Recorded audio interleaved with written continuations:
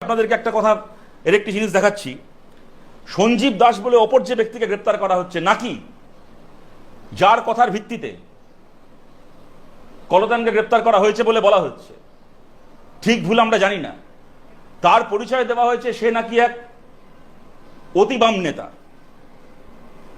এই সঞ্জীব দাসের ফেসবুকের ফ্রেন্ড লিস্টে যারা আছে, সেই রকম কিছু সূত্র থেকে আজকে আপনাদের অনেকের চোখে পড়ে থাকবে ফেসবুকে কিছু পোস্ট করা হয়েছে।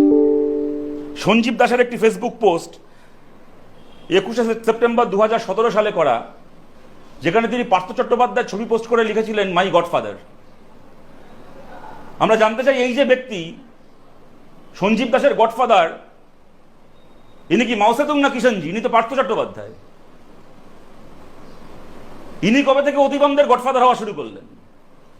সুতরাং আমরা পরিষ্কার এই কথা বলছি যে পাড়ার একটা তৃণমূলের ছেলেকে ডেকে এনে,